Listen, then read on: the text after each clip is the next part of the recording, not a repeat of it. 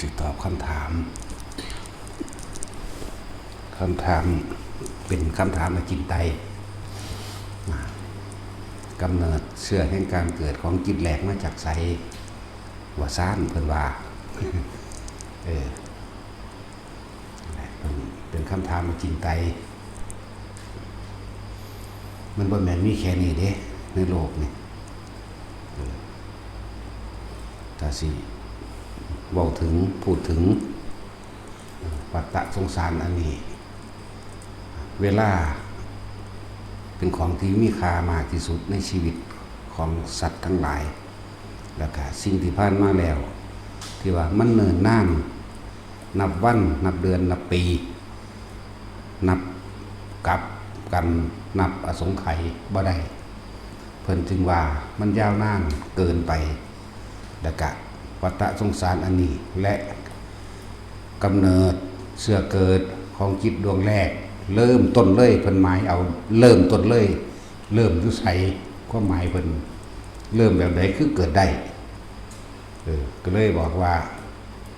กำเนิดจิตแรกหาต้นบ่ได้หาปลายบ่มีแต่ว่าสิเว้าเรื่องความรู้ของเจ้าของให้ฟังเอาอันนี้เป็นความรู้ส่วนตัวเด้อเทียบเอาแค่เริ่มต้นแรกนะ3,584,392 พุทธเจ้าที่เคยพบพ่อพุทธเจ้ามานี่อันนี้หมายถึงว่าเริ่มต้นแรกกับพระพุทธเจ้าโมรีมิ่งรัตนโมรี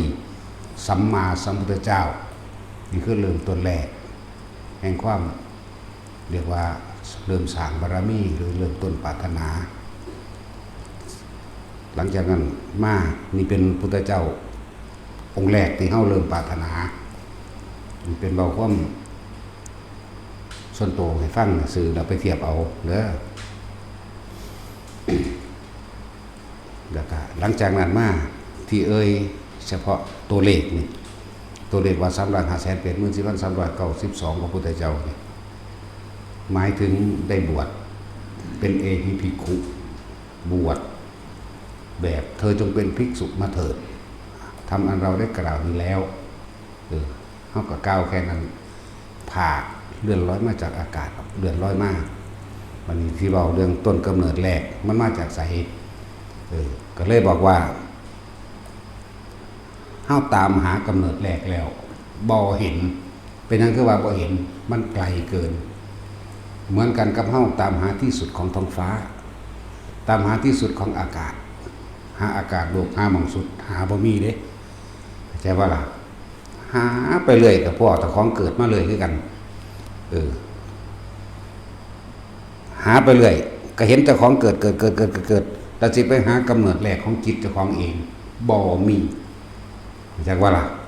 คำว่าบ่มีนี่คือแปลว่าบ่แม่นบ่มีบ่เห็นแล้วก็มันไกลเกินมันไกลจนว่าบ่สมควรที่ต้องไปตามมันเข้าใจว่าล่ะบ่สมควรที่จะต้องไปตามมันเลยต้องหยุดให้คิดเบิ่งเอาเด้อมันจักอสงไขยแล้ว3,584,392 พระพุทธเจ้าองค์นี้บ่นับเพราะว่าเฮาบ่ได้บวชนำหมายถึงว่าบ่ได้บวชเอหิภิกขุเลยบ่นับนี่อันนี้เรียกว่าหาต้นไม่ได้แห่งกำเนิดจิตแรกจิตมาจากไสมันหาบ่เห็นมันเห็นอยู่แต่ว่ามันไปเรื่อยๆนะจาก1ไปฮอดล้านพอฮอด10ล้านเป็นโกดเข้าไปนั่นมันบ่เห็นเลยต้องเลิกหาเลยหยุดนั่นแหละ ที่นี่หลังจากพระพุทธเจ้าโมรีมิ่งรัตนโมรีสัมมาสัมพุทธเจ้ามาแล้วอาจจะเบาจนจะเอาพระพุทธเจ้าองค์ใดองค์หนึ่งเด้อในบางภัทรกัปบางสามัญกัปบางมันตกัป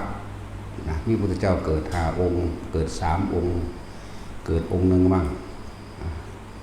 ทั้ง4สิเบาโอเคว่าให้พ่อเข้าใจได้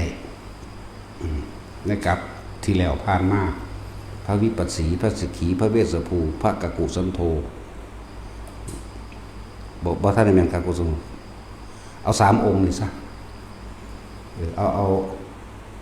อาเมนที่กลับของพระเจ้า3องค์นี้เฮาก็เกิดขึ้นกันเกิดขึ้นกันบัดนี้มันสิมีแล้วก็สิความหมายเพิ่นจะต้องการเค้นเอาคำตอบเข้าใจว่าล่ะแต่คำตอบก็คือว่าเฮาหาจิตกำเนิดจิตแรกของเฮาหาบ่เห็นเพราะว่ามันคำว่าหาบ่เห็นคือมันหาบ่สุดหาไปเลยเห็นไปเลยหาไปเลยเห็นไปเลยแต่ว่าสิหาหม่องแรกมันหาบ่ได้แหมเพิ่นเลยเอิ้นวัฏฏะมันวนหมุนไปอยู่อันเก่ามันแต่นี้ถ้าพอมีความเข้าใจในอคันธสูตรเรียกว่ากำเนิดของโลกถ้าคนผู้นั้นได้อ่านได้ศึกษาอคันธสูตรก็สิเข้าใจอันตะโลกมันมีเกิดเหมือนว่าเป็นก้อนดินอันนึงน้อยๆสักก้อนเข้าใจว่าล่ะก้อนดินอันนึงเป็นแค่ดินที่ส่วนหนึ่งการเวลายาวนานนับประมาณเท่าใดเพิ่นจึงเรียกว่านับอสงไขยไม่ได้ดวงอาทิตย์ยังนั้นนี่เกิดจึงเกิดมีน้ำขึ้นเมื่อเกิดมีน้ำขึ้นแล้วจึงเกิดน้ำนี่มันสิห่มดินไว้ซะก่อนเข้าใจว่านี่น้ำมันสิห่มดินไว้ซะก่อนนี่ห่มไปเบิดรอบจังมาเกิดอากาศธาตุจังมาเกิดความร้อนจังมาเกิดดินน้ำไฟลมผสมกันแล้วจังเกิดมวลดินขึ้นมามวลดินขึ้นมาส่วนสัตวโลกที่เพิ่นว่าจิตนั่นประพัดสอนเคลื่อนที่ไปไหลไปเลยมาเห็นมวลดินที่มันฟูอยู่เหนือน้ำก็เลยต้องลงมาชิมเบิ่งนั่นแหละถ้าจะว่าเอากำเนิดของสัตว์เหล่านั้นมันมาจากไสมันก็บ่ได้แค่นี้แต่ว่าหาไปเลยจนสุดมันหาบ่ได้มันหาบ่ถึงมันหาบ่สุดหมายถึงว่านี่กำเนิดแรกสมมุติว่านี่อันสิว่าจิตนั่นประพัดสอนเคลื่อนที่มาแล้วลงกับเทวดาธรรมดานั่นแหละจักบ่ล่ะเทวดาธรรมดานี่แหละ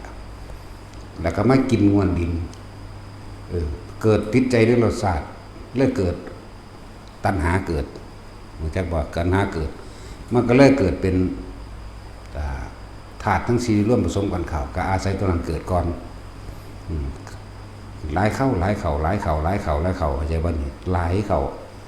มวลดินมันเบิดเมื่อตัณหาของสัตว์นั้นเกิดอากาศร้อนขึ้นดินฟูขึ้นเป็นชุดจนว่าเกิดมีพืชพันธุ์ธัญญาหารเกิดขึ้นมาเองใช่ป่ะล่ะสัตว์ทั้งหลายเหล่านี้บ่มีของกินแล้วเป็นตัวอ่อนๆใสๆสมัยนั้นอาจจะใช้ชื่อว่าโดกิมิเป็นคือนามอสุจิเป็นทั้งเพศหญิงเพศชายนั่นแหละแต่ว่ามันเป็นมังสันแล้วมันสิเริ่มเป็นตัวใสๆหลังจากใสเป็นตัวคุณหลังจากคุณจังสิคอยเมื่อขึ้นเทิงบกไปแล้วที่เป็นสัตว์อกุศลกรรมที่ยังมีอยู่จากบ่ที่เป็นเดรัจฉานก็เป็นไปเลยแต่ละชนิดเข้าใจว่าล่ะที่เป็นสร้างที่เป็นเสือที่เป็นไดโนเสาร์ที่เป็นอีเกียเป็นลิงข้างบางที่นี่เป็นคนเป็นเป็ดเป็นไก่ก็เป็นไปเลยเป็นมนุษย์ก็เป็นไปเลยนี่แต่ว่าตอนนั้นก่อนที่กำเนิดโลกก่อนที่สัตว์เหล่านี้สิขึ้นมาก่อนนั้นเกิดมาจากไสพวกที่ตกนรกอยู่แล้วในกับอันเก่าว่าอย่างว่าล่ะก็ตกนรกอยู่จังซั่นพวกที่ไปสวรรค์พวกที่พรหมโลกก็มีอยู่จังซั่นอยู่พวกสวรรค์ได้ลงมาเกิดก่อนอย่างว่าล่ะต่อมาพวกอยู่ในภพของเปรตอยู่ในภพของสัตว์นรกก็จังค่อยๆมาเกิดเป็นสัตว์ต่างๆทั่วไปแล้วหลังจากนั้นคนที่เคยสมรู้ร่วมคิดหรือทำทั้งที่เป็นกุศลร่วมกันก็เลยอาศัยท้องของมารดาแม่นบ่ล่ะอาศัยเกิดในขั้นจากสัตว์ต่างๆถ้าคนก็เกิดในท้องแม่นั่นถ้าสัตว์ต่างๆก็เกิดในท้องแต่สัตว์ที่เป็นประเภทเกิดเป็นไข่อันทชะเกิดได้ไข่ก็ไปเกิดตามกุศลกรรมหรืออกุศลกรรมที่เคยกระทำรวมกันมาเพิ่นจึงแยกประเภทสัตว์เกิด1คันทัพพะเกิดในคันของมารดาสร้างวัวควายหมาหมูอันทชะเกิดในไข่มีงูกิ้งกามีอีหยังก็ว่ากันมีปลา ก็ว่าไปตามใครก็จะว่าละที่นี่ส่วนโอปาติกะหมายถึงพวกอุบัติขึ้นก็ตั้งหากบอกโอปาติกะแล้วก็สังเสชะนี่คือพวกที่มีอกุศลกรรมประเภทพ่อให้เข้าใจไงว่าใส่เดือนตักแกใส่เดือนประเภทยึกเยือยังไงละหรือเกิดในตะไคร่น้ำนี่สี่ประเภทแต่ความเกิดมันมาแบบนี้ แต่พูดถึงก้อนหนานั้นบาดนีเด้อขยับไปอีกในระดับหนึ่งก้อนหนานั้นโลกมันก็เกิดมาแบบนี้เหมือนกัน ที่มีพระเจ้าพระเสกขีพระเวสสภูเขาจะว่านี่พระสิกขีพระเวสสภูนี่ละกำหนดโลกตอนภัตตรกัปนี่ก็แบบนี้ที่นี่เว้าเรื่องภัตตรกัปอยู่แต่ว่าก่อนที่มีภัตตรกัปในมันทกัปนี่ก็มีโลกแบบนี้เหมือนกันให้ว่าล่ะ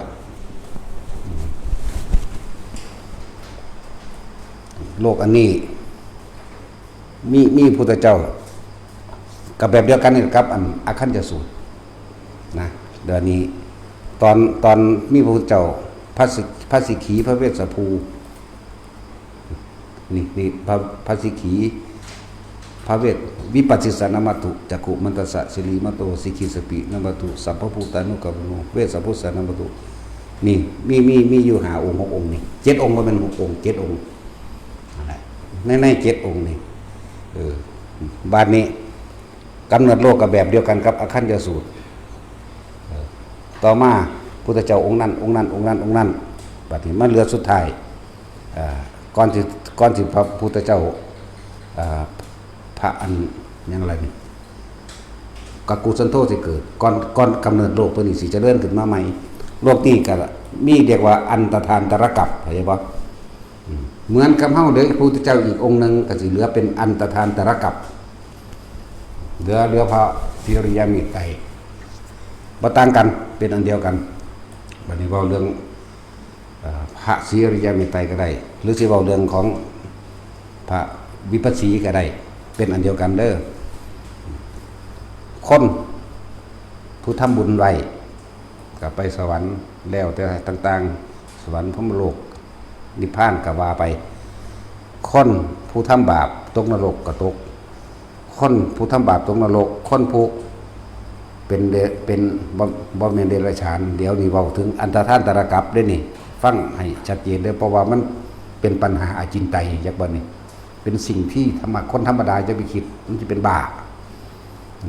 ต้องบ่แม่นคนจังคิดได้ เนาะตัดสิน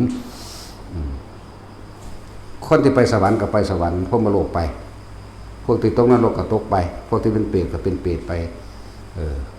อย่างที่ว่านี่แหละเมื่ออีกหลายแสนปีดวงอาทิตย์เกิด1เกิด2เกิด3เกิดเพราะว่าจิตใจความโลภของคนมันหลายขึ้นโลภกับโกรธมันหลายขึ้นดวง2 3 4 5 6ถึง7ดวงโลกนี้สิใหม่บึ๊บ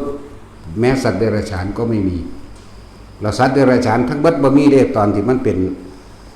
อันตทานตรกัปเข้าใจบ่นี่กับเบิดเลยเดรัจฉานไปเป็นเปรตมั่งไปเป็นสัตว์นรกมั่งพวกที่เป็นเทวดาพวกที่เป็นพรหมก็เป็นไปจนว่างอยากบ่ล่ะว่างโลกอื่นๆนี่มีเทวดาขึ้นไปหาพรหมหรืออรูปภพมีเหมือนเดิมสัตว์นรกและเปรตมีแต่เดรัจฉานไม่มีแต่เดรัจฉานในช่วงนั้นโลกตัวนี้มันถือไฟใหม่แม่นบ่บึบเรียบร้อยเบิดเดรัจฉานบ่มีจักโตนี่แหละเลยเพิ่นเอิ้นว่าอันตทานตรกัปโลกนี้ถือใหม่เหมือนกับดาวทั่วไปที่บ่มีสัตว์อาศัยอยู่โดยเดรัจฉานโดยมนุษย์เหมือนกับถ้าสิเว้าถึงว่าเฮาบ่เห็นว่ามีสัตว์หยังที่อาศัยอยู่ดาวอังคารจังซี่นะเหมือนดาวอังคารจังซี่นะก็เป็นคุรูจังซั่นล่ะบ่มีหยังได้ก็เลยเอามาเทียบในมันทกัปกับภัตตรกัปนี่มันทกัปเสื่อมสิ้นไปช่วงนี้เป็นมันทกัปนี่มันทกัปนี่เสื่อมสิ้นไปนี่จังมาเป็นภัตตรกัปเฮานี่จังเป็นกำเนิดโลดโดยอคัญญสูตรโดยอคัญญะอคัญญะมันก็คือมันเต็มบาลีมีหรอกบ่เว้าดอกเรื่องบาลีมันลืมละ นี่แหละจังว่าพวกเข้าเหลืออีกพระพุทธเจ้าองค์หนึ่งก็จะเข้าถึงสู่ในอันตทานตรกับเทวดามีอะไรว่าไล่ไปเลยตั้งแต่จาตุมไล่ขึ้นไปจนว่าหัวพูดละอารูปภพอะไรบ้างล่ะอนาคามีก็มีอยู่คือเก่าอะไรเขากำลังจะบรรลุของเขาไปอีกเป็นกันช่วงนั้นเดรัจฉานบ่มีพอเดรัจฉานตอนไฟใหม่เบิดเลยบ่ว่าสิเป็นให้บ่ว่าเป็นสังเสชะที่อยู่ในระหว่างใต้ดินที่ลึกที่วิทยาศาสตร์ก็ยังบ่อาจสามารถพิสูจน์ได้ทั้งในนั่นน่ะนั่นแหละมันเป็นจังซี่นี่แหละเรียกว่ามันเป็นปัญหาอจินไตย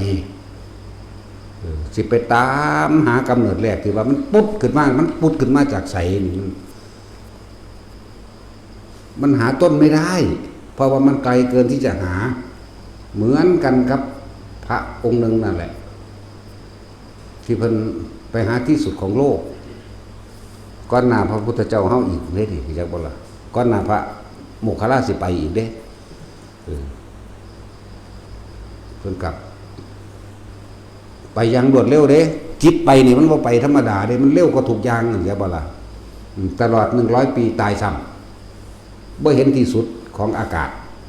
อาจจะว่าระบาดตลอด100 ปีแต่ว่าขนาดความคิดของเฮาคิดถึงบ้านเดี๋ยวนี้เห็นเดี๋ยวนี้ไหมแล้วเพิ่นคิดหาว่ามันสุดนี่มันเร็วขนาดใดมันไกลขนาดใดแล้ว100 ปีแล้วมันสิไกลขนาดใดแต่มือเดียวมันก็ไกลคักแล้วเนาะแล้ว100 ปีเพิ่นก็ตายแล้วว่างกายอากาศก็ไปเป็นพรหมไป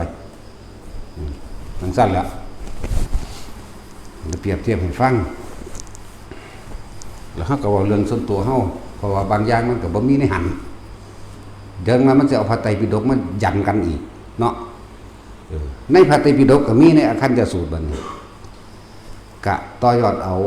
จากบ่ล่ะแต่แขนงโดยปัญญาเจ้าของเองเอานำตัวต่อยอดเอาเองเพราะว่าปัญหาเหล่านี้เพิ่นบ่ค่อยตอบนะมันบ่ค่อยตอบเพิ่นอื่นว่ามันเป็นอจินไตย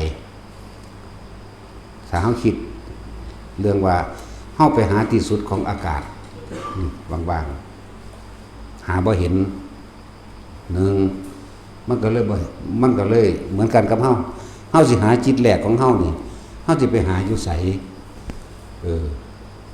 หาไปก็เจอตลอดเจอการเกิดการตายของเจ้าของเองหาไปก็เจอตลอดหาไปเฮาก็เร็วคือกันล่ะนะเร็วกว่าพระองค์นั้นอีกคุณหาไปก็เจอตลอดนั่นแหละบ่ซั่นเพิ่นสิเอิ้นว่ากูนี่เกิดตายมากูนี่พบพ่อพระพุทธเจ้ามาหลายคัก3,580,000กับ700 โกฏแล้วก็มาบวกอีก 3,500 ล้านโกฏพระองค์นี่พุทธเจ้าเกิดยากที่สุดคิดเบิ่งว่า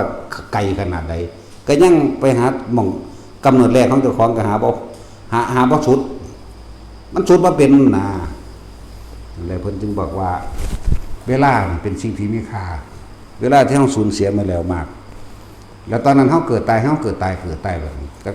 บางชาติก็ไปข้างสวรรค์บางชาติก็ตกนรกอยู่ในหันเลยจนกว่าจะเกิดกลับใหม่อย่างบัดนี้คนทุกคนก็เหมือนกันบ่ต่างกันอย่างบัดนี้คนทุกคนสัตว์ทุกตนทุกตัวนี่แหละหรือว่าเฮาไปในพระพุทธเจ้าสมมุติว่าพระพุทธเจ้าปฐุมจังซี่กลับนั้นสิ้นไปผู้ตกนรกก็ตกอยู่เลยผู้เปรตก็เปรตอยู่เลยเดรัจฉานบ่มีเรียกว่าในอันตทานตรกับอย่างว่านี่พวกสวรรค์ก็สวรรค์ไปกำเนิดโลกใหม่มาเกิดใหม่สิ่งใดที่มันยังค้างคาอยู่อย่างว่าล่ะค้างคาอยู่ในจิตแหลกอันของหรือกรรมที่เคยมีกระทำรวมกันสมนี้เคยกระทำสมรู้รวมคิดรวมกันนี่เริ่มคนเริ่มเอากันมีลูกมีหยังมาแล้วมีลูกมีหลานมีนั่นมีนี่มาแล้วก็มาอาศัยเกิดน้ำท้องพ่อท้องแม่นี่เพราะว่าเคยสมรู้รวมคิดร่วมกันไว้ว่าล่ะจังตั้งแต่กันเนี้ยออกเป็นลูกเล่าหลานขึ้นมาก็ไปแบบนั้นนี่สำหรับคนสำหรับสัตว์ก็เหมือนกันไปเกิดเป็นลูกหมาแน่ลูกหมูลูกงัวลูกควายแน่ลูกใส่เดือนกิ้งกือแน่ไปเกิดเป็นนี่อาศัยตัวนั้นมาเกิดแบบนี้เฮาเวียนอยู่จังซี่ตลอดเทวดาก็เป็นเจ้าฟ้ากษัตริย์เป็นจักรพรรดิเป็นมนุษย์ต่างดาวก็เป็นจักว่าล่ะบ่แม่นว่าหากะมีเด้ วิทยาศาสตร์นะบ่ได้สนใจปานใดเด้นั่นน่ะถ้าว่ามนุษย์เพิ่นเอิ้นมนุษย์ต่างโลกอุตรกุรุทวีปโลกเด้ความพระพุทธเจ้าเอิ้นนั่นน่ะอมรโคยานทวีปโลกปุพเพวิเทหทวีปโลกชมพูทวีปโลกเฮาอยู่ในชมพูทวีปโลกคือโลกอันนี้แหละโลกมนุษย์อันนี้แหละมันมีอยู่4ในจักรวาลหนึ่งและแสนโกฏจักรวาลมีจักโลกเอาแม่บาทนี่คูณเอาตัวเนาะแสนโกฏจักรวาลแหมแล้วก็คูณเอาจักรวาลหนึ่งมีอยู่4โลกโลกหนึ่งมีบริวารอยู่ 2,000 เอาแม่บาทในแต่ละมิตินั่นนะคูณเอาแม่ตอนนี้เฮาสิให้แค่ความรู้แสนโกฏจักรวาลซึ่งมียิ่งกว่านั้นเข้าไปอีกแต่ว่าบ่มีพระพุทธเจ้าตรัสรู้อยู่ในแสนโกฏจักรวาลอื่นอยู่ในจักรวาลเดียวนี้อยู่ในจักรวาลอันเป็นกลางอันเป็นมัชฌิมาแห่งจักรวาลเป็นจักระจักรวาลนั่นแหละมันเป็นความเป็นมามันเป็นแบบนี้มันเป็นธรรมดาเด้พวกเจ้าบ่มีความรู้พื้นฐานจักหน่อยฟังบ่รู้เรื่องเลยเด้เห็นบ่ล่ะบ่รู้เรื่องกันแล้วกันหน้านั่นแหละแต่สินรู้เรื่องบ่เจ้ารู้โลดรู้จักหน่อยแหน่เขาเว้าดูอยู่เด้แต่ว่าเขาบ่เว้าไกลปานนี้ แสนโกฏจักรวาลโกฏนึงมีเท่าไหร่มี10 ล้านมันบ่แสนโกฏเด้คูณเอาแม่มีจักโลกเนาะในจักรวาลนี่จักรวาลเขามีอยู่4โลกทั้งเบิดนี่เนาะเราโลกมนุษย์นี่สิมีสัตว์อาศัยเกิดอยู่เป็นบริวาร 2,000 สิตาเฮาบ่เห็นเฮาฮู้จักแค่31ภพภูมิเนาะเทวดา6ชั้นอันนั้นพรหมโลก20ชั้นเด้เห็นว่าล่ะแล้วเฮาจักแค่นี้เด้บัดนี้นรกเท่านี้เปรตเท่านี้มนุษย์เท่านี้นึงเด้เฮาสักพุ่งออกไปกว่านั้นอีกมันเกินน่ะจักว่าล่ะเกินความสามารถแต่สิเว้าตามพระสูตรเหมือนพระพุทธเจ้าเอามาสอนเฮาคือดังใบไม้ในกำมือใบประดู่ลายที่มันไปกำอานนท์ใบไม้ระหว่างในกำมือแห่งเราตถาคตกับใบไม้ทั่วป่าอะไรมากกว่ากันนะโมมันก็ตอบได้ทั่วเนาะกันอยู่ในกำมือหน่อยๆนึงว่านี่แหละที่เรานำออกมาแสดงสั่งสอนพอให้เป็นอุปนิสัยแห่งโมสัตว์ทั้งหลายได้พ้นออกจากห่วงแห่งความทุกข์อันเกิดจากการเกิดการเวียนว่ายตายเกิดบางที่เพิ่นก็เอาเลื่อยก้อยนี่ซ่อนข้างหน้านี่ดูก่อนภิกษุทั้งหลายนี่ระหว่างเศษดินที่ปลายเล็บกับดินทั้งโลกนี้อะไรมากกว่ากันตาชินตอบได้บ่ตอบไม่ได้ก็ไปตายซะผูกข้อตายเอาเองเด้อ ไม่ต้องผูกหรอกมันข้าวเดียวหนึ่งมันกระจายขาดคอยเอาเข็มแทงให้มันตายซะโง่หลายก็เลย ผู้ใดกระตอบไปตัวดินซ้ำนิดนึงไหมเนาะนี่แหละคือเพิ่นสิ่งที่เพิ่นนำมาสอนเพิ่นสอนอริยสัจสี่เพิ่นสอนปฏิจจสมุปบาทเหตุเกิดและเหตุดับเพิ่นสอนอนิจจังทุกขังอนัตตาแค่นี้นี่หัวใจมันอยู่ดีนึงได้บัดนี้เนี่ยหัวใจหรือหนทางเพื่อจะออกจากทุกข์ให้พวกเฮาค้นคว้าใช้ในตนเองวิธีออกเพิ่นก็สอนสติปัฏฐาน4นึงได้แล้วแม่นบ่ล่ะจังซั่นอันนั้นจึงบอกว่ากำเนิดแรกของจิตแต่ละคนมันอยู่ไสเฮาตามหาบ่สุดจักว่าล่ะตามหาบ่สุดบ่แม่นบ่เห็นตั้งแต่ขั้งพุทธกาลมาฮอดนี่บ่ได้ 2,500 นี่มันได้200กว่าศาสตร์แล้วเด้เฮาตอนนี้มา200กว่าศาสตร์แล้วเด้นี่จักบ่ล่ะอัน 2,560 เท่าใดแล้วนี่69แล้วบ่เฮาได้200กว่าศาสตร์แล้วเด้เนี่ยเอาแค่นี้ได้200กว่าศาสตร์นี่กระจอกซั้นนิดนึงปิ๊บจักบ่ล่ะนั่นแล้วเลยไปหาภักกกูสันโธต้นกำเนิดกลับมันบ่ล่ะนับไปที่บัดเท่าใดศาสตร์อีกอันนี้แค่พระพุทธเจ้าว่าพระพุทธโคดมเตีย เอาเขาเกิดรวมเพิ่นคือกันละนาหังบ่ได้บวชนำเพิ่นจักว่าล่ะจากนั้นมาตายจากนั้นมานั่นน่ะก็มาได้200กว่าศาสตร์แล้วมันสิเอาละเอียดสิไล่ไปหยังนั่นแหละเป็นสัตว์เดรัจฉานมั่งเป็นคนทุกข์คนยากมั่งเด้เป็นคนเลวมั่งส่วนมากก็เลวทั้งหมดนั่นแหละมันจังเกิดบ่ดีหรอกเนาะสวรรค์บ่ไปสวรรค์บ่ไปมันเป็นคนเลวมันเลยบ่ไปสวรรค์มันจังว่าล่ะแต่นั้นมานี่ได้200กว่าศาสตร์แล้วว่าเอาเน็ตๆมันได้เท่าใดมันได้218ศาสตร์ล่ะจักบ่ล่ะจากนั้นมา2,569 ปีได้218ศาสตร์จักบ่ล่ะไปสวรรค์หรือบ่ไปเบิ่งก็ซื้อกูบ่อยู่บ่อยากว่าล่ะเพราะว่ามันบ่แม่นคนดีเป็นคนเลวเดี๋ยวก็เกิดเป็นนั่นเป็นนี่เป็นนั่นเป็นนี่หมูหมากาไก่สัตว์เดรัจฉานมันนั่นแหละแต่ว่าผีเป็นเปรตเป็นหยังบ่ค่อยเป็นปานใดดอกอยากบ่ล่ะคือเอาไว้ซะก่อนหยุดเอาไว้ก่อนความเร็วมันบ่อื่นบ่อยากดอกหยุดไว้ก่อนกูก็หัวดีนี่ล่ะเว้ยจักบ่ล่ะเนาะบาดสิตายก็เข้าลมหายใจมั่งบาดสิตายก็ทรงชาติมั่งบาดสิตายก็คิดถึงพระพุทธเจ้ามั่งนั่นล่ะเว้ยก็สิโง่ปานนั้นบ่ของเพิ่นบอกอยู่มั้ยว่าราชสินถ้าสิตายเจ้าคิดฮอดเมียเจ้าจะไปนรกได้คือบอกไงเด้อนักรบซ่อนกันเด้อีกากูเด้อนั่นแหละแค่นี้ก็218ศาสตร์เลยเห็นบ่นี่จาก 2,500 กว่าปีมา2,569 ปีนี่เฮาได้218ศาสตร์บางศาสตร์ก็ถึง100ปีบางศาสตร์ก็บ่ถึงส่วนมากตายเลย54ปี55ปียาวกว่าไปอีกอยู่ใน65ปีตายเกิดเป็นคนทุกข์คนยากสินเช้าให้เช้าหน้า60กว่าปีตายนี่ถ้าได้บวชไปแน่ได้สร้างงานสร้างนี่นั่นนี่ขึ้นไปแล้วกับ80ปีอยู่บัก100ปีมีบ่วะมีอยู่โอ้กูบ่เอากูบ่จักเอาเด้อ100ปีนี่เอาเดี๋ยวนี้ให้ดีตายเลยนี่อยากว่าล่ะแล้วบ่จักเอาแล้วก็คิดเบิ่งดูว่ามันเสือเฮาสิไล่จากพระพุทธเจ้าโคดมเฮานี่ไปถึงพระกักกุสันโธมันจักปีจักศาสตร์ว่านี่แน่คำว่ากำเนิดโลกกับอันตทานตรกัปนี่จากนี้มานี่มีพระพุทธเจ้า5องค์นี่จากบ่นี่มีพระพุทธเจ้า5องค์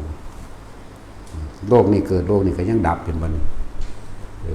อายุสิยืนของโลกหรือยาวของโลกก็ขึ้นอยู่กับใจของมนุษย์ที่ร่วมกันเหมือนกันกับศาสนาของพระพุทธเจ้าแต่ละองค์ไหมอายุศาสนาพระพุทธเจ้าเขาก็หน่อยแต่สั่นอายุเพิ่นก็หน่อยเพราะอายุเพิ่นบำเพ็ญขันยากลำบากยิ่งกว่าหมู่อีกอายุเพิ่นกันแค่80ปัจจุบันบำเพ็ญเพียงกัน6 ปีจนสิสำเร็จสัพพัญญุตญาณนั่นแม่นบ่ล่ะบัดก็มาอายุ80 ปีโดย45พรรษานึงอันแสดงธรรมอยู่นี่แม่นบ่ล่ะของพระพุทธเจ้าองค์อื่นเดี๋ยว100,000 ปีมั่ง80,000 ปีมั่ง50,000 ปีมั่งนั่นล่ะ20,000 ปีมั่งคือหลายแหละบัดพระพุทธเจ้าเฮาคือมาหน่อยแต่บัดบำเพ็ญเพียรคือมาบำเพ็ญอุกจักกันก็หมู่แหละนั่นแหละนี่ว่าให้ฟังมันเป็นอย่างที่อาจินไตยอยู่ผู้รู้ก็รู้อยู่ดอกแต่ว่าก็รู้ในประเภทของโพธิสัตว์จังรู้แนวมื้อนี้จักว่าล่ะแต่ว่าหากเริ่มต้นบ่รู้เด้ เริ่มต้นขั้น1กับขั้น2บ่รู้มีแต่ขั้นสุดท้ายพวกไรรัฐพยากรจบแล้วรู้บ่ซั่นเขาสิสอนเรื่องนิพพานได้บ่นอกนั้นก็มีแต่เว้าตามตำราตัวซั่นล่ะเขาเห็นเดี๋ยวมันไปบ่ได้กูศูนย์ก็อย่างนี้เนาะ นั่นแหละจังหวะบ่แม่นของง่ายดอกสิมารู้เรื่องในมื้อนี้การบำเพ็ญอีหยังต่างๆก็มันก็มีของเก่าหนุนหลังนำอยู่นั่นแหละเพียงแต่ว่าเฮาสิต่อถ้ามีผู้ใดผู้หนึ่งเปิดให้มันก็ต่อของมันเอง แต่บางศาสตร์บ่ได้เปิดหมายถึงบางศาสตร์บ่ได้เปิดกับบางที่ก็ไปเฮ็ดอิหยังไปทั่วที่ตกนรกก็มีเห็นนะบ่ค่อยตกนรกดอกบ่ค่อยตกนรกหัวดีนี่แหละเนาะส่งช่างแน่มันเลือกได้ก็เลือกลงมาเกิดใหม่ก็ได้ตัวเนาะเลือกได้อยู่เด้ว่ามันเลือกบ่ได้เด้เฮาบ่ได้ให้อันใดอันหนึ่งมาบังคับเฮาเด้เอาวันนี้สิเว้าให้ฟังศาสตร์นี้บัดนี้เอาศาสตร์สุบเอาจิตแรกของหรือจิตสุดท้ายของศาสตร์นี้สิเป็นจิตแรกของการเกิดของศาสตร์หน้าต่อไปก่อนที่สิตายนี่เจ้าคิดถึงหยังนั่นแหละจิตสุดท้ายหมายถึงความคิดเฮาสิคิดว่าเฮาคิดถึงบุคคลที่เกลียดคนที่บ่พอใจคนเคยผิดเถียงกัน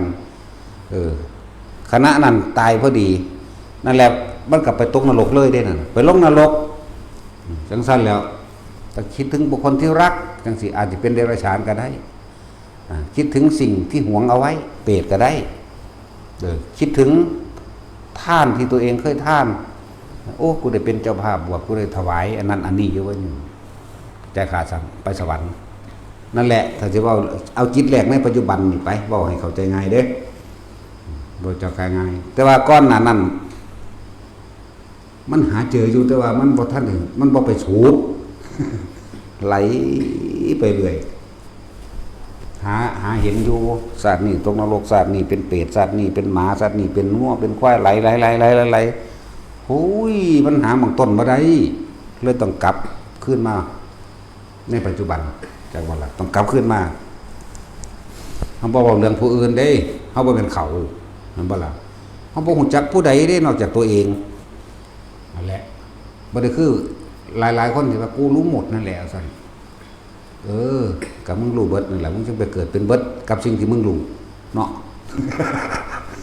ฟังให้ดีเด้อก็พอมึงรู้เบิดทุกอย่างแล้วมึงเลยไปเกิดเป็นเบิดทุกอย่างที่มึงรู้จังซั่นแหละบ่ต้องรู้หยังดีกว่าเนาะตัดสิน นั่นแหละนี่แหละจังว่าจิตสุดท้ายก่อนสิตายนี่มันสำคัญที่สุดแต่ก็ต้องขึ้นอยู่กับการสังสมมาเรื่อยๆเด้คนบ่เคยเข้าวัดคนบ่ฮู้จักธรรมะบ่ฮู้จักหยังดอกเข้าวัดก็สร้างบ่ฮู้จักธรรมะก็มีจักว่าล่ะบ่ฮู้จักธรรมะบ่จักความจริงบ่จักอริยสัจสี่บ่จักทุกข์สมุทัยนิโรธมรรคบ่จักปฏิจจสมุปบาทบ่จักทานว่าเป็นบุญแบบใดมีแต่ทานแล้วขอแล้วแลกแม่นบ่จังซั่นแหละต้องรู้จักธรรมะต้องรู้จักความจริงของชีวิตต้องรู้จักเหตุและปัจจัยทั้งหลายแห่งการเกิดต้องรู้จักแนวมื้อนี้เด้ไม่ต้องเข้าใจคำว่าธรรมะเป็นแบบใดธรรมะนี่บ่ได้แบ่งแยกสรรพสัตว์ทั้งหลายเสมอกันเบิดบ่ได้แบ่งแยกชนชาติศาสนาบ่มีศาสนารู้จักบ่ล่ะแต่ว่าที่เว้าเรื่องศาสนานี่เพื่อให้ฮู้วิถีแนวทางในการปฏิบัติตนของแต่ละจากบ่ล่ะของแต่ละความยึดความถือก็ว่าไปเฮาเลยเอิ้นว่าถือเอาพระพุทธพระธรรมพระสงฆ์เขาถือเอาพระเจ้าเข้าใจว่าละบัดเฮานี่บ่ได้สนใจพระเจ้าเฮาเป็นเอาเองเข้าใจว่านั่นแหละคิดเอาเองเด้อบัดนี้จิตสุดท้ายก่อนสิตายนี่ไปคิดถึงบุคคลที่เกลียดอารมณ์เกิดบ่พอใจกับเขาจิตมีที่ตั้งหมายถึงคิดถึงบุคคลที่เกลียดนึกปรุงแต่งอารมณ์ก่อเกิดสิ้นใจปุ๊บจากบ่ล่ะมันเกิดเลยเด้มันไปจุติแปลว่าเคลื่อนที่ออกหรือตายปฏิสนธิอยู่ในภพนั้นภพนั้นเป็นแต่งพื้นนาอารมณ์นั่นแหละภพก็ดีจากว่าอารมณ์โกรธเพราะอาศัยบุคคลเกลียดที่คิดถึงนี่ปุ๊บพุ่นเกิดในนรกเลยอุบัติขึ้นทันทีเรียกว่าล่ะคือเรื่องโอปาติกะ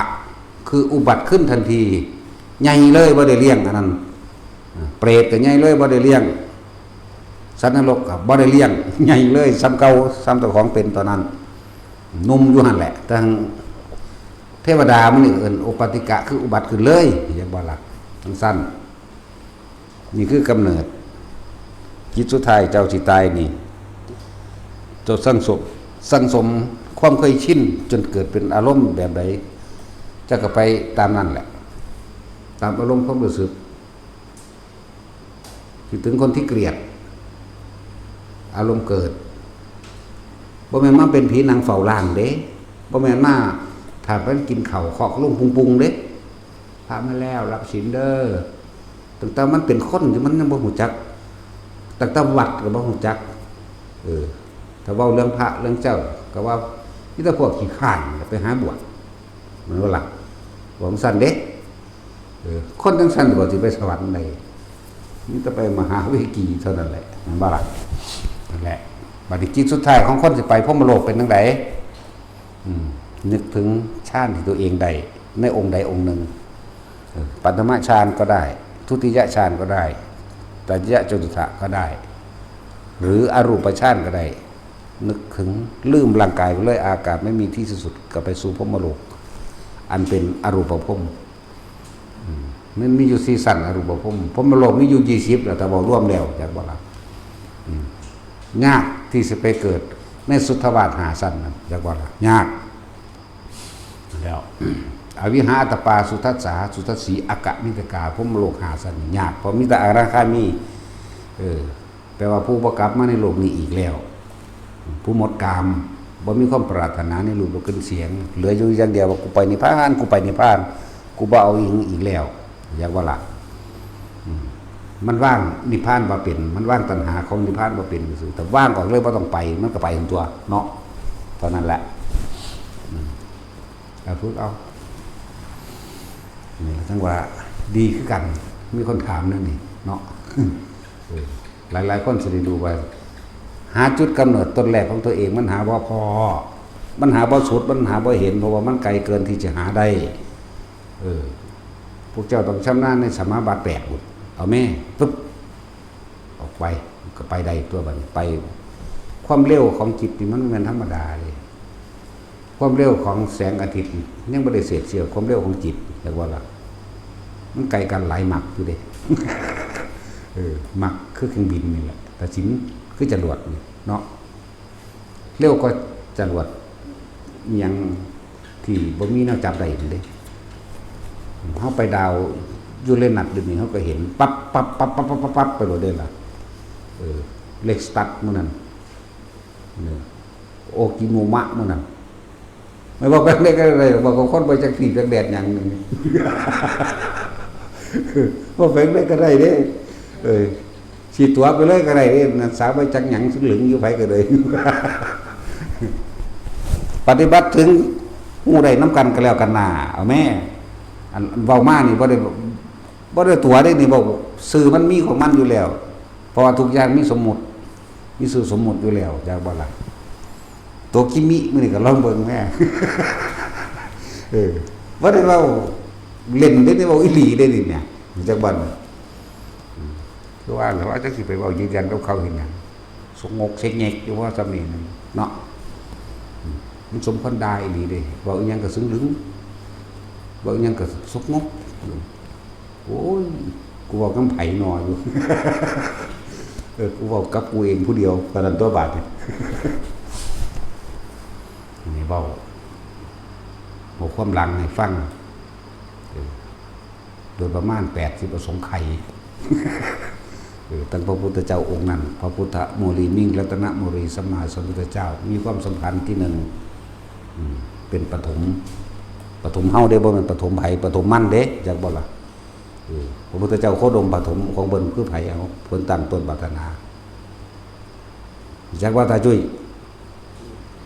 เจ้ากระทองนะโมเมสัพพุทธานังอุปนานังมาเฮสินังดวงแม่นบ่ล่ะจังซั่นแหละนะโมพุทธสิกขีแล้วนะโมยังอีกบัดนี้โอ้ยให้กูบ่ถามเลยจ้ะถามได้พี่บางจังซั่นนั่นเนาะได้พี่บาตุตะ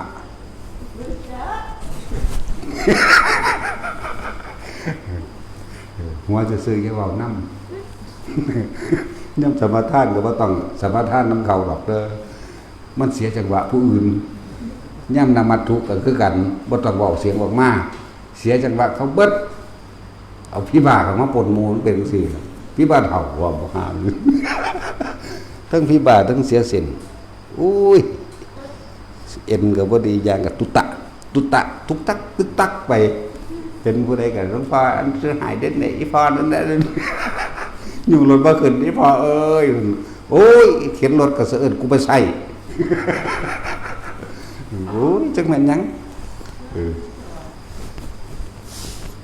บอกในใจเลยว่านี่เด้อเวลาเขานำมาตุพุทธานังเด้อเขาเสียจังหวะพวกนั่งยิ้มอยู่นั่นโอ้ยอดสบายเด้พวกนั่งยิ้มอยู่อดสบายเด้ก็ได้กูจังมือได้นะได้แล้วก็ได้พี่บ้ามันจะฟังบ่ล่ะ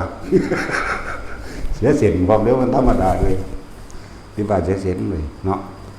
แต่ว่าเสียเสียงแล้วก็ยังไว้คือพวกเจ้าตัวน่ะนั่นบ่ล่ะเสียเสียงเสียเอ็นแล้ว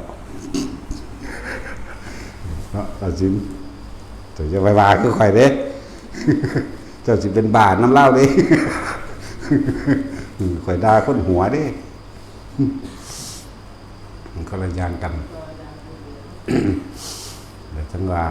สิไปหาจิตแรกกำเนิดแรกมันหาบ่ถึงเด้อไล่ย้อนไปมันเกินนะมันหาบ่เห็นมันหาบ่สุดมันหาบ่ได้เพราะว่ามันไกลเกินหาไปเท่าใดก็เห็นไปเท่านั้นแต่ว่าบ่สุดสิหาไปเห็นหยังมันก็สิตายก่อนบ่จักว่าเสียเวลานั่นแหละจึงบอกว่าอดีตเป็นสิ่งที่ผ่านมาแล้วล่วงไปแล้วบ่ควรคำนึงถึงอนาคตนี่ก็บ่ควรสิเข้าไปกังวลกับมันให้มันอยู่ในปัจจุบันคือตอนนี้จักบ่ล่ะให้อยู่ในปัจจุบันเพิ่นจึงเรียกว่าอย่างหนึ่งเพิ่นว่าตัณหาต้นไม่ได้ความอยากนี่หาต้นบ่ได้จักกูอยากแต่ยามใดแล้วกูสิหาอยากเมื่อไหร่หาปลายไม่มีมันพ่อบ่เป็นหาต้นไม่ได้หาปลายไม่มีพ่อบ่เป็นเริ่มต้นแรกอยากอยู่ไสแล้วกูสิหมดอยากอยู่ไสเอิ้นว่าหาต้นบ่ได้หาปลายบ่มีกลับมาอยู่ในปัจจุบันเถอะทุกคนมีทางออกไว้เบิดนั่นล่ะพระพุทธเจ้าสอนไว้แล้วบ่แม่นเฮาสอนเด้พระพุทธเจ้าเพิ่นเด้อยู่ในหลักแห่งสติปัฏฐาน4อานาปานสติเมื่อจิตมีกำลังตั้งมั่นนี่แล้วก็รู้อริยสัจทุกแบบนี้เนาะใครควรไปตัวใครควรใส่เจ้าของเด้บ่ไปใครควรใส่ผู้อื่นเด้อบ่แม่นโอ้ยเขาคือถูกกับใครกูคือเลียตนบ่แม่นแบบนั้นเด้อพี่ตั้งแต่กูเกิดมานี่หิวร้อนหนาวเก็บไข้ได้ป่วยพัดพรากจากสิ่งที่รักที่เคารพหลุดพัดพรากจากคนที่เกลียดมันคนที่รักมันจากหมูจากหมาจากแมวสารพัดอยากว่าล่ะไล่เข้ามาเบิ่งร่างกายนี่เป็นของเจ้าของบ่นอนนี่ถ้าว่ามันเป็นของเจ้าของมันต้องบังคับได้แหมมึงจะร้อนมึงจะหิวมึงจะหนาวมันก็ร้อนก็หิวก็หนาวคือเก่าก็โอ้มันบ่เป็นก็ยอมรับมันนั่นเนาะแต่ต้องมีความตั้งมั่นในขั้นต้นๆอย่างเพียงแค่ปฐมฌานก็ได้ทุติยฌานตติยฌานจตุตฌานได้เบิดแต่ว่าเขาเวลาเขาเจ้าพิจารณาจริงเขาเจ้าถอยลงมาเพียงแค่ปฐมฌานนึงนะใช่แหละเขาจะถอยมาแค่นี้ก็พอแล้วนั่นแหละเฮ็ดไปเรื่อยๆท่านทุกองค์บรรลุได้เบิดนั่นแหละคำว่าบรรลุแปลว่ารู้แจ้งเห็นจริงตามความเป็นจริงและยอมรับความจริงคือประสบการณ์จริงชีวิตจริงเจ้าของเองนี่ร่างกายนี่บ่เป็นของเฮาบังคับบ่ได้เข้าใจว่าล่ะหิวร้อนหนาวเจ็บไข้ได้ป่วยแล้วก็แก่ชราลงไปแขวปวดหัวงอกผมโลนเนี่ยบ่ก็ยอมรับตัวสุดท้ายเฮาก็ต้องตายนี่ว่าแน่เวลามันลงสู่ความตายมันเว้อเลยเด้มันสบายมันเป็นบ่มีความหยาดความตื่นเด้สบายมีแต่ย่ำใดมันสิตายนอนอยู่เด้ต่างกันเด้แต่ก็ต่อมาก็จังเบิ่งความคิดเจ้าของเองว่าก็หาเครื่องอยู่ให้ความคิดหาความยื้อให้ตัวจิตหาเครื่องอยู่ไปเลื่อนวิหารธรรมมั่งความเลื่อนแห่งใจมั่งก็ว่าไปหาเครื่องอยู่ของเฮาเอาไว้หน้าผากไว้หัวนี่นะลุงนางอยู่บนหัวนี่นึกน้ำนิ่มนวลนี่มันได้เฮาก็หาเครื่องอยู่จิตมันก็ ตั้งมั่นมันชินกับการบ่ไปประสาทเรื่องนั้นเรื่องนี้กับการเป็นคนบ่เรื่องมากเรื่องนั้นเรื่องนี้เพราะว่าเฮาเห็นโทษของความอยากได้ดังใจเห็นโทษความยืนมั่นถือมั่นนั่นแหละอยากได้ดังใจก็ดีเห็นโทษของการบังคับผู้อื่นจังให้เป็นจังซี่สิไปบังคับผู้อื่นหยังตัวเองยังบ่อาจสามารถบังคับได้แม้กายตัวเองแต่แท้ยังบ่บังคับได้ยังต้องเจ็บต้องปวดต้องป่วยแต่สุดท้ายกายตัวเองก็ต้องตายจะไปบังคับใจผู้อื่นถึงอยู่ในกายผู้อื่นเห็นอย่างมันเป็นแบบนี้ก็เลยละในความเห็นต่างๆออกก็มันก็เลยเห็นความเป็นเช่นนั้นเขาก็เป็นของเขาจังสั้นเนาะกูจะไปอีหยังกับเขาเนาะแต่เป็นผู้อื่นก็ดีกายเฮาก็เหมือนกันมันก็เป็นเช่นนั้นกายนี่ก็เกิดขึ้นมาแล้วก็อาศัยอาหารยารักษาโรคเครื่องนุ่มห่มและที่อยู่อาศัยหายอยู่หากินไปเพียงแค่รอวันตายหายกินซ้ำตายรู้แต่แค่นี้เองเดี๋ยวบัดนี้บัดนี้ก็เขาไม่เห็นตัณหาของเจ้าของเองกรรมคือการกระทำที่มีผลก็คือจิตเจตนามันก็เลยต้องละเจตนาออกละเจตนาในการอยากได้อยากดีอยากมีอยากเป็นกับบุคคลสัตว์สิ่งของทั้งหลายก็เลยหาเครื่องอยู่ของจิตอย่างว่าล่ะเครื่องอยู่ของความคิดบ่ให้มันไปคิดถึงอื่นเพิ่นก็เลยให้หลักสูตรของเฮามาว่าสติปัฏฐาน4นึกถึงลมหายใจเข้าออกลมหายใจนั่นแหละคือกายในกายอันหนึ่งนี่จะเป็นสติที่1มันถึงกายแล้วเมื่อมันอยู่กับกายคือลมหายใจดีแล้วมันก็เป็นเวทนาในเวทนาเข้าไปอีกมันก็เป็นอุเบกขาเป็นความรู้สึกที่อิ่มเพราะว่าจิตมันได้พักผ่อนมันบ่ไปคิดถึงความนั้นความนี้อย่างใดนั่นอย่างนี้มันไม่เร่าร้อนมันไม่กังวลไม่ว่าล่ะกายเวทนาจิตรู้แล้วจิตแปลจิตยังก็คือรู้นั่นแหละบัดนี้จิตในจิตก็ต้องรู้เท่าทันความคิดบ่ให้มันเป็นปรุงแต่งต่อไปอีกจังว่าล่ะเดินว่ากายเวทนาจิตเวทนากายคำว่าธรรมทั้งหลายคือโลกธรรมนั่นแหละการกระทบกระทั่งจากรูปจากรสจากกลิ่นจากเสียงการกระทบกระทั่งจากหลายๆด้านหลายอย่างธรรมส่วนธรรมในธรรมก็คือเฮาพอใจหรือบ่พอใจในรูปในรสในกลิ่นในเสียงลาภยศสรรเสริญสุขนินทาอย่างต่างๆก็แล้วแต่มันสิน้อมร่วมเข้ามาร่วมความมันสิพระออกมันสิเอาออกของมันเองดอกถ้าจิตมันมีกำลังกล้าพอแล้วมันนั่งสิสลัดสัญญาดอกรู้จักว่ารู้จักว่าดับสัญญาจังได๋ทั้งสั้นแหละอยู่ซื่อๆนี่ก็ว่างไปเลยก็มีเด้คิดยังบ่ออกเด้สิบอกให้คือจังเฮาบ่ภาวนาอีหยังบัดสิว่างไปเลยก็ว่างไปเลยได้คิดบ่ออกเขาเจ้าคุยกันอยู่เรื่องจิตสลัดสัญญาก็ดับสัญญานั่นแหละจังว่าล่ะดับสัญญานี่แปลบ่แม่นว่าบ่มีสติโดยธรรมเด้แต่มันคิดบ่ออกคือซื่อคนผู้นั้นซื่อว่าจังได๋ซื่อๆนี่นะมันก็ฮู้อยู่คนนั้นจังว่าล่ะมันคิดบ่ออกหรือสิ่งที่เฮาจำได้อันใดอันหนึ่งมันก็คิดบ่ออกมันจะออกแต่บ่ออกนั่นแหละมันก็บ่ได้ลำไรในการที่พระเจ้าคิดให้ออกเด้มันเฉยไปเลยมันก็รู้ว่าแบบนี้ไปเลยนะมันเลยว่างไปเลยแต่ว่าว่างแบบรู้โอ้ยไปเว้าถึงเรื่องจังซี่เนาะแต่ซั้นนี่ก็ยังได้สิเซาเทศอยู่ห่ามึงนี่ มันว่าตัดสิน นั่นแหละมันสิอยู่เหนือผู้รู้เข้าไปอีกอันนี้จักบ่อันรู้นี่รู้จะเหนือนั่นขึ้นไปอีกจิตสลัดสัญญาวาทะต่างๆก็จะเอามาบอกกันเขามันดับสัญญาเลยดับสัญญามันคิดว่าออกเลยแต่ดับสัญญาเราเวทนากับเขาบางที่ก็ว่าสัญญาเวทิตานิโรธไม่ใช่การเข้าไม่ใช่เข้าไม่ใช่ออกเพียงแต่ไม่นำเข้ามาคิดนึกปรุงแต่งความรู้สึกเกิดขึ้นไม่ได้กระดับทั้งตัวว่าอยู่เรื่อยๆได้ล่ะศัพท์ที่เขาเจ้านิยมใส่กันจิตสลัดสัญญาว่าอยู่ซื่อๆกับปึ๊บโอ้ยจังสิวางได้แล้วเนาะให้มันเป็นก่อนเถอะนะไผเป็นไผเถอะนะอันนี้เนาะเฮาเว้าอยู่แล้วเว้าได้อยู่แล้วเฮาเป็นไหมเป็นแบบนั้นไหมคิดหยังบ่ออกเลยแต่ว่าในตอนที่มันเป็นมันบ่พยายามสิคิดเด้ อันเพียงแต่ว่าเนี่ยมาบอกให้ฟังว่ามันคิดหยังบ่ออกจักบ่ล่ะตอนนี้มันเป็นปุ๊บมันก็อยู่ซื่อๆเลยมันบ่ได้มันรู้ว่ามันอยู่ซื่อๆมันรู้ว่ามันคิดบ่ออกพร้อมจักบ่ล่ะหนังสือทุกเล่มที่อ่านมาเนี่ยจำได้เบิดแต่ว่าบัดมันเป็นมันบ่ได้จักโต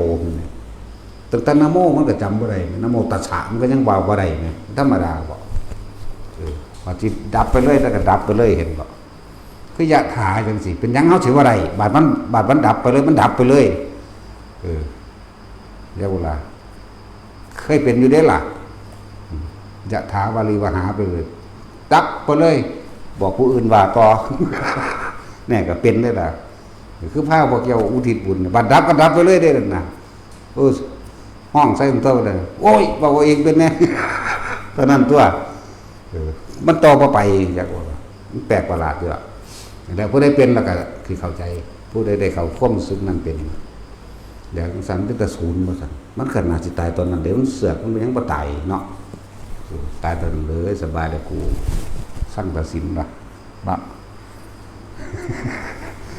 สบายแบบตอนนั่นแล้วมันแค่ให้เฮาริบๆแลบๆซิมๆล่างๆบ่สำนั้นหาแล้วฝึกไปจะมีหลักสติปัฏฐาน4อันอื่นๆมันอ้อมบางทีมันเป็นหลงอย่างอื่นสู้ว่าฝึกกับศีลกับใจอารมณ์เดียวกันเบิดถ้าได้กับศีลอันนึงก็ได้ทั้งเบิด10นั่นแหละ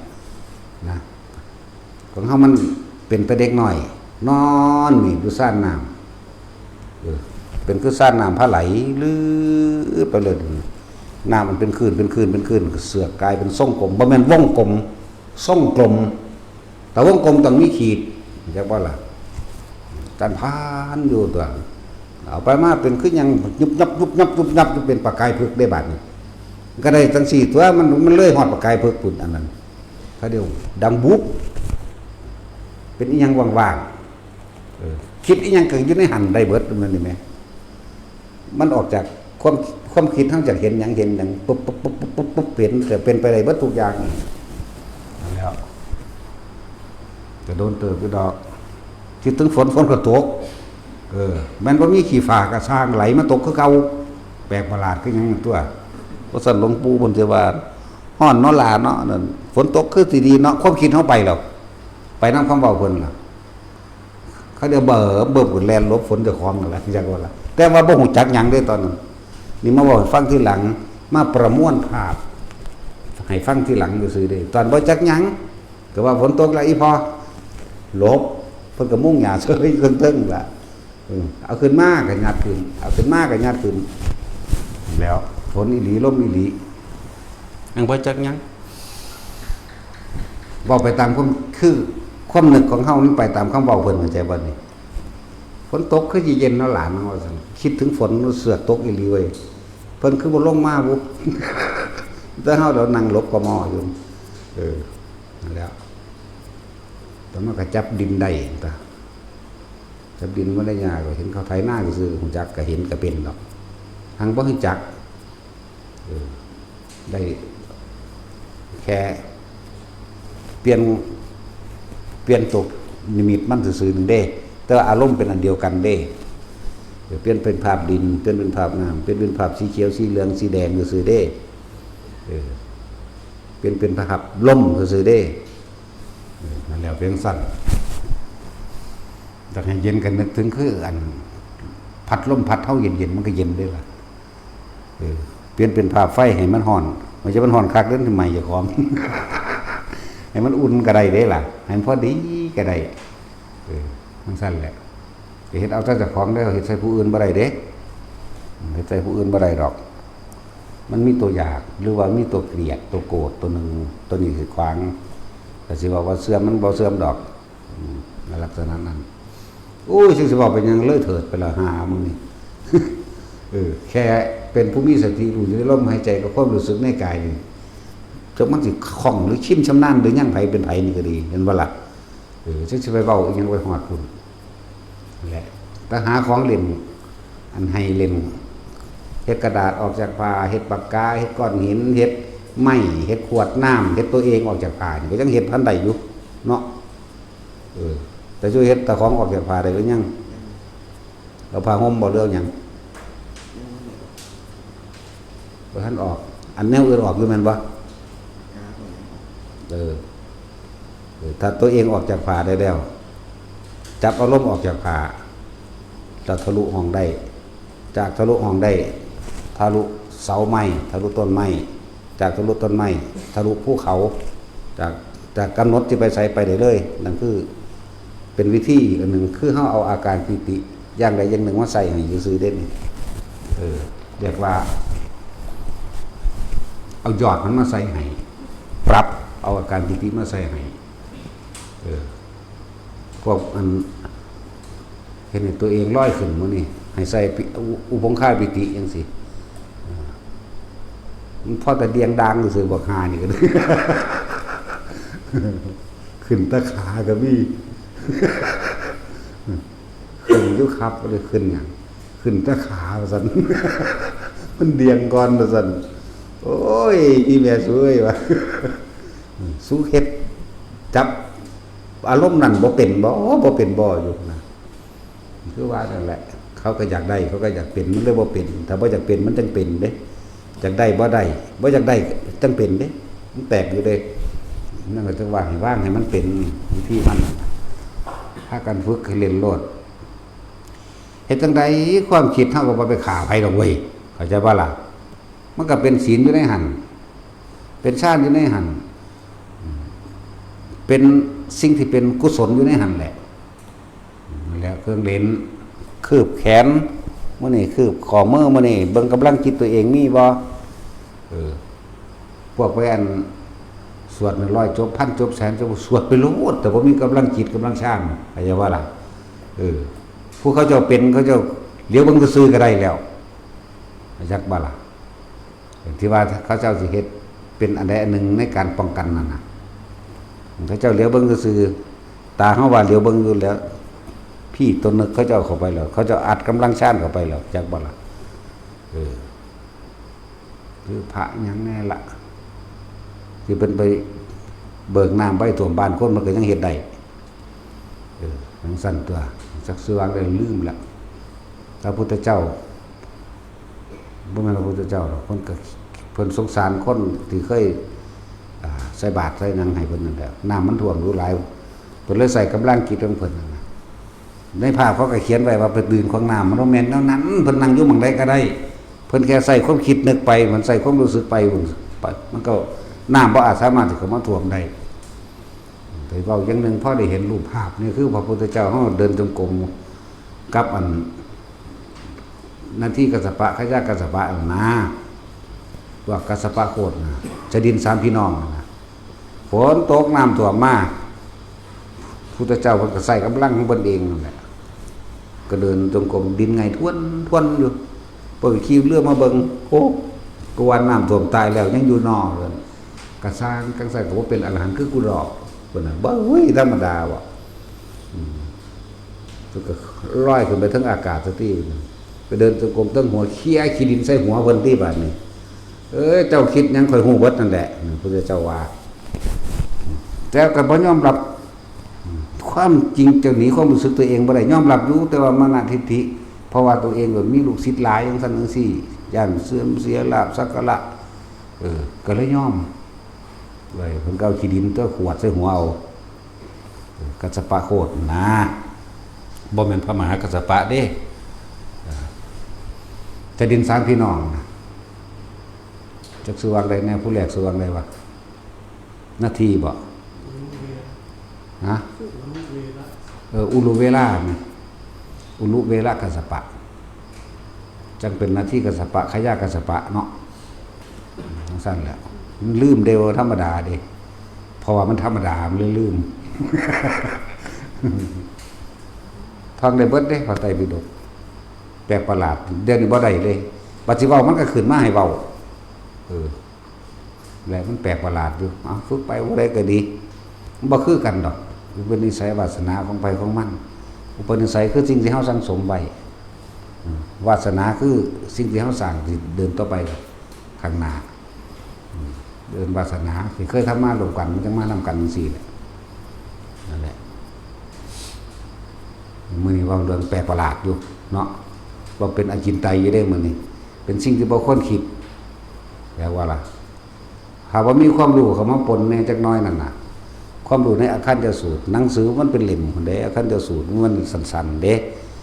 ที่เฮาฟังเพิ่นแสดงเนี่ยเพิ่นย่นย่อเอาเด้ไปเว้าจังมือนึงหมดแล้วจังสิแล้วสิเว้าตั้งแต่พุ่นเริ่มบริโภคข้าวสาลีเริ่มเก็บข้าวเริ่มมีนายบ้านเริ่มแต่งตั้งเริ่มแบ่งเริ่มมีสินหาเริ่มโอ้ยพอแห้งอยู่ได้นั่นน่ะเธอสิไปเริ่มยังอยู่หันพอแห้งอยู่ตั้งคนผู้นึงขึ้นบ่ให้ทำการงานให้ถือว่าเพิ่นเป็นผู้หาอาหารให้จังซี่น่ะหลายกระดอกมันยาวอยู่เด้ว่าสั้นๆเด้ที่เขาเจ้าเทศนาน่ะเขาเจ้าย่นย่อเอาได้สิไปเว้าอยู่นั่นผู้เพิ่นจำได้เบิดเพิ่นก็จำได้อยู่ผู้เพิ่นเว้าโดยละเอียดออกก็เว้าได้อยู่แต่ว่าเฮานี่เอาย่นย่อๆมันยาวโพดดีตัวมันขึ้นมาให้เว้าไหมเนาะถ้ามันเงียบไปเลยเนี่ยโอ้ยแล้วกันก็ดีคือกันเด้เนาะนั่นแล้วว่าฝึกไปเถอะบอกชื่อไว้ได้ว่าตัณหาหรือจิตแรกมันหาต้นไม่ได้หรือจิตปณิตัณหาหาต้นไม่ได้ก็หาปลายไม่มีคำว่าหาปลายบ่มีคือบ่ฮู้ว่าเฮาสิพ่อยามใดสิหมดอยากเมื่อไหร่นั่นแหละสิหมดอยากยามใดถ้าเฮาบ่ยังไม่หมดอยากการเวียนว่ายตายเกิดก็ยังมีเป็นไปตลอดอนันตกาลพอมีธรรมะพุทธเจ้าเท่านั้นที่สามารถที่เฮานำเข้ามาปฏิบัติได้ตนเองแล้วเฮาสิพ้นออกจากการเวียนว่ายตายเกิดได้หยุดตัณหาหยุดอุปาทานในขันธ์5หยุดอุปาทานธาตุ4ขันธ์5ของเจ้าของได้มีธรรมะพุทธเจ้าวิธีก็เพิ่นก็บอกเบิดซุแนวตัวอิหยังก็ดีเนาะพระพุทธเจ้าเฮาสละตัวเองมาเพื่อผู้อื่นมันนับชาติบ่ได้เลยจังว่าต่างๆให้เฮาคือว่าสุดสายตาเฮานี่เฮานับได้บ่ดวงดาวกันเอาแค่เอาตาเฮาเห็นนี่เพิ่นบริจาคดวงตาของเพิ่นเองให้กับคนทั่วไปมากกว่านี่ดวงดาวบนท้องฟ้าคิดเบิ่งดูมากกว่าเอาชีวิตให้เป็นท่านมากกว่าเม็ดดินหมายถึงเอาร่างกายให้บ่ว่าสิเป็นสัตว์เดรัจฉานก็ตามบ่ว่าสิเป็นคนก็ตามขนาดนั้นเด้เป็นสัตว์เดรัจฉานเอาพ่อเข้าใจได้ง่ายเพราะมันมีในบันทึกบางชาติมันก็เกิดเป็นเหี้ยเด้เป็นแล่มเพิ่นเอาบุญตัดตอนบุญเพิ่นสิเอาบุญใหญ่เพิ่นเห็นฤาษีอันนั้นเป็นผู้ดีอยู่นั่นแหละมันก็แล่นเข้าไฟก็มีเด้เพื่อหยังเพื่อฤาษีพอดีเพิ่นออกจากชาติของเพิ่นมาฤาษีก็พอรู้ว่าอ๋อผู้นี้อุทิศร่างกายเพื่อเป็นอาหารในเฮาก็กินให้เรียกว่าล่ะบางชาติก็ถึงฤาษีขี้โกงอีกไปเห็นยังละเอาค้อนฟาดเอาซ้ำก็มีหังบ่ได้หรอกบ่ได้แดกฤาษีขี้โกงคานก็เทวทัตนั่นแหละสิเป็นไปบางชาติก็เป็นไก่บางชาติก็กระต่ายได้โดดเข้าเลยเขาก็มาเฮ็ดนิทานดาวไก่น้อยบ่เกี่ยวกันเลยเด้นี่มันก็เป็นของมันธรรมชาติอันนั้นหลายโพดบางชาติก็เป็นปลาช่อนคนพวกนั้นหยังละ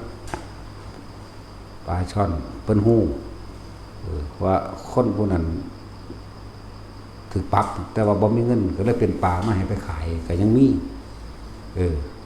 บางชาติก็เป็นปลาช่อนมันแรงแห้งแรงขึ้นมาเพิ่นจำศีลเนี่ยซั่นอธิษฐานก็เลยใส่สัจจกิริยาของปลาช่อน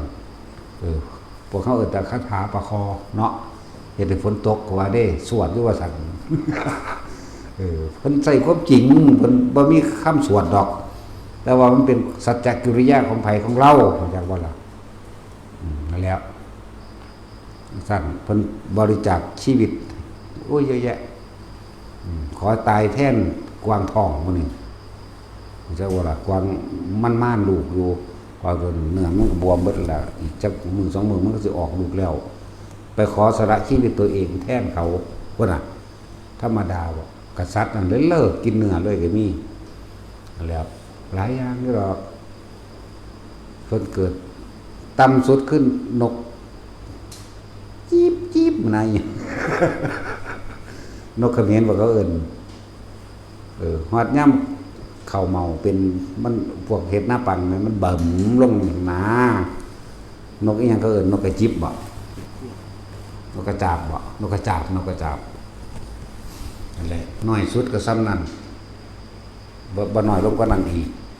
ใหญ่สุดก็แค่ช้างปลาใหญ่สุดก็เป็นปลาฉลามบ่ใหญ่ขึ้นไป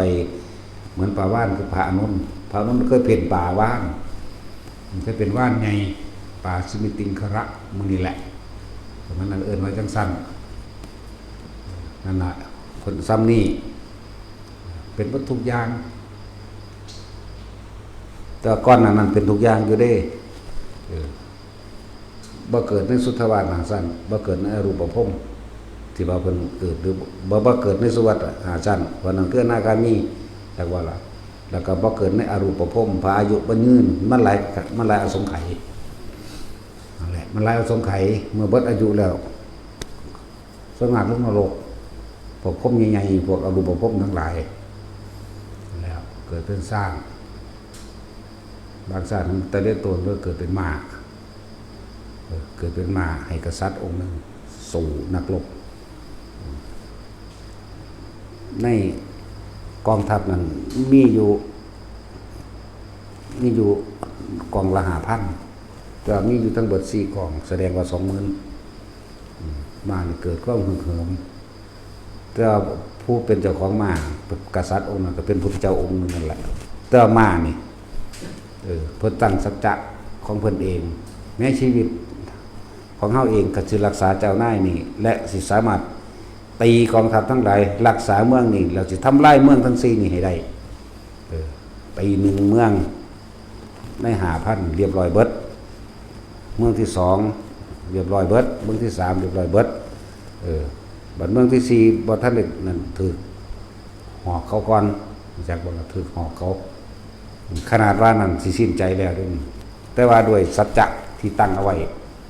ถ้าจะตายขอให้เจ้านายนี่สมหวังซะก่อนเพื่อเกินการปกป้องรักษาเพราะกองโจรเรานี่เป็นกองโจรที่พวกเมืองเรานี่น่ะเป็นคนพาลเกิดกำลังฮึกเหิมขึ้นมาขนาดนอนลงแล้วเด้นี่สิถอดเกราะออกไปใส่มาตัวใหม่แล้วเด้ผู้เป็นกษัตริย์องค์นี้นี่แหละกษัตริย์องค์นี้แต่ว่ามานึกถึงคำอธิษฐานจิตแห่งตนเองเกิดเป็นกำลังขึ้นมาเองบ่เกิดเป็นกำลังอันเกิดจากทั้งเป็นกำลังแห่งบุญญาลิตทั้งเป็นกำลังแห่งสัจจะมันร่วมกันเลยสายานขึ้นมาบอกให้เจ้านายขึ้นหลังอีกเจ้านายขึ้นหลังจนวาสนะทั้ง4เมืองนี่ได้แล้วกันแล้วก็เกินว่าบรรลือสีขนาดหรือบอกถึงชัยชนะตัวเองแล้วก็หมู่ใส่ขาใส่ตีนของเจ้านายพวกนั้น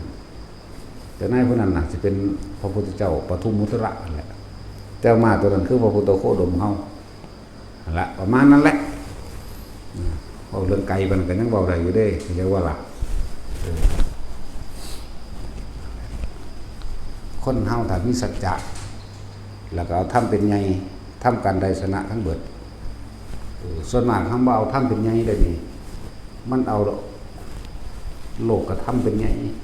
ถ้าเขาติเขาว่าเขานั่นแน่ใจอ่อนน้ำเขาพระเฮานี่ภิกษุสงฆ์เฮานี่ตั้งใจใส่ในถ้ำโลดอย่าไปย่าน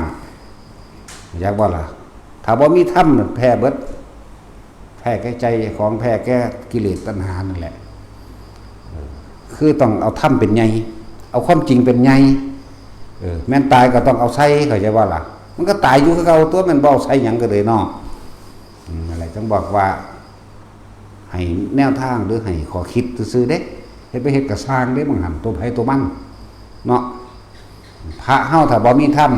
ไปบ่รอดจักว่าล่ะถ้าบ่มีธรรมบ่มีวินัยถ้าชาวบ้านชาวเมืองเขามาใส่เขามากำหนดกฎเกณฑ์เฮาเฮ็ดแล้วนั่นนี่ให้ยึดหลักพระวินัยให้ยึดหลักธรรมแหมบ่แม่นนั่นไปยึดในอันพระครูเจ้าคณะอำเภอเจ้าคณะตำบลเจ้าคณะจังหวัดเจ้าคณะภาคตายภาคนี่จักว่าล่ะบ่แม่นไปยึดแนวมานั่นพระพรหมพระราชพระสังฆราชหรือพระหยังก็แล้วแต่อย่าไปยึดในตัวนั้นเด้ ยึดธรรมจากว่าล่ะความจริงอย่างไรเป็นเช่นไรเนี่ยเอาตามเช่นนั้นพระวินัยมีไว้แล้วเฮาก็เฮ็ดไปตามพระวินัยเฮ็ดไปตามพระวินัยแล้วมันก็ถึงธรรมของมันเองธรรมไรวินัยนั่นแหละคือศาสดาจากว่าก็เฮ็ดตามนั่นแหละสิไปย่านแม่งยังภาษาคนเนาะนั่นแหละถ้าภิกษุนักบวชบ่ยึดธรรมและวินัยเนี่ยไปบ่รอดจากว่าล่ะชาวโลกเขาตำหนิติเตือน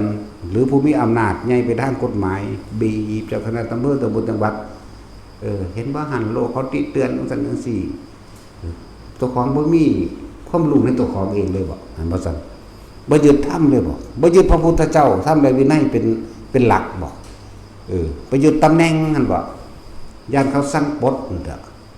โอ้ยมันตายแมงเบิดละไปก็เลยเนาะปลดกูออกจากนี่หน้าพวกยังกูมีตำแหน่งเห็นบ่ตัดสินบ่มีหยังเลยเฮาเป็นพระบ่มีศีลบ่มีอีกผู้มีศีลคือฮิปโปพอผัวเล่าสวัสดิ์ศีล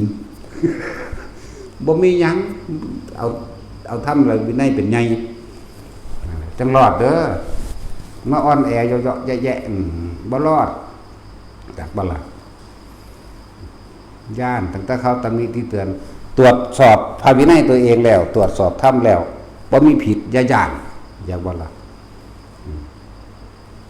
โอ้ยเกิดมาตายบ่แห้งแล้วเนาะไปอ่อนแออีหยังกับแนวมงสันเลยแต่เฮาสละเฮาบ่ได้หยังแล้วมันบ่ยากเลยกูบ่เงิดแล้วถ้าสิมันเป็นหยังโลกถ้ามันพอใจมันก็ว่าดีถ้าบ่พอใจมันก็ว่าเลวโอ้ยเอาเถอะนะเอาทองคำให้มันมื้อละแท่งมื้อละ10แท่งละ10 บาท10 บาทซุมื้อก็สร้างมันบ่ว่าดีดอกมันจะว่าล่ะซั่นตัวสิไปสะอ้อนหาแม่หยังเนาะผู้เดียวนี่ล่ะกูนี่ สิเนาะกับเพื่อนก็ได้โอ้ยแน่บ่ต้องย่านเขาว่าใส่บาตรให้กินดอกกินข้าวผีก็ได้เด้ก็บ่ได้เงินเด้เนาะแม่นบ่ล่ะบ่ได้กินข้าวคนกินข้าวผีก็ได้ตัวยากหยังก็กินมาแตะเก่าต้องข้าวผีเนาะตัดสินฝึกหัดปฏิบัติไปประสบการณ์ในป่าแต่คนตั้งใจเอาทำอะไรไม่ได้เป็นเนี่ยจริงๆมีก็แล้วกันผู้เพิ่นค่อยปกปักแนะนำทางให้มีก็แล้วกันน่ะจากว่าล่ะนี่มันย่านตั้งแต่ฝนตกลมกูสิป่วยอะไรโอ้ยมันทั้งมีให้มันโสใส่สะกอนเถอะหน้ายังก็เลยเรื่องลึกลับซับซ้อนจากว่าล่ะพระ 2,000 กว่าปีก็มีตัวเลยพอ 2,000 กว่าปีก็ยังมีได้แล้วนี่หุ่นอยู่กับพระพุทธเจ้าองค์เก่าก่อนก็ยังมีได้แล้วนี่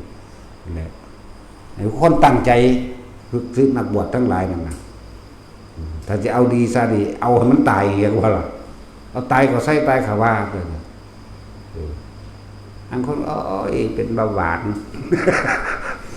อันคนว่าเป็นโรคระดับดีโรคยังมันก็ตายคือเขาผู้บ่เป็นเขาก็ตายอยู่ไหมเนาะ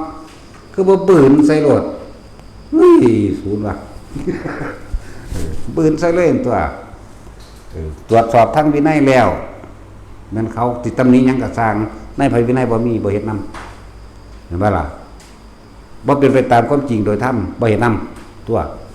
จังซี่ล่ะเฮ็ดไปแบบนี้ตัวไปเถอะนะไปสรบลมหรือหมอยมองใดมองหนึ่งมันทั้งนี้ดอกพระในดงในป่าเพิ่นสิซอยดอกนี่ให้แนวทางให้กำลังใจจักบ่ล่ะบ่เห็นบ่เว้าเด้ 3-4 องค์หมดได้เห็นมานี่จักมาทางใดบ่กวนคือหยังนี่เด้ ตะสั่งคือหยังนี่ถ้าเอิ้นไปหาแล้วกันบ่เว้าหยังจังซั่นแหละมันทั้งนี้ดอกแล้วติดขัดอีหยังมันทั้งมีในหั่นแหละบ่ได้ลึกลับอีหยังเลยขอให้เอาความตายแลกเอาให้มันตายเขาจะว่าเดิมนี่มันตายเถอะหน้าแต่ใจของบริสุทธิ์เพื่อสิค้นหานิพพานไปแห้งแล้วจักว่ามันสลบลงมันเพิ่นมาเป่าเอาดอกปูดเห็นบ่ตาสิ้นก็เสกเงินได้อีหลีไว้เห็นบ่ เฮ็ดหยังก็สิเสกเงินเลยบูจกเบิ่งยังได้อีหลีเนาะแปลว่าล่ะเอาสะท้อนเก่าล่ะให้เจ้าเอาไปค่าน้ำมัน 5,000ผู้หนึงมาขออีกเดี๋ยวเสียก่อนพูดเอาได้อีกเสยครับมันถึงมีนั่นแหละสัมปทาน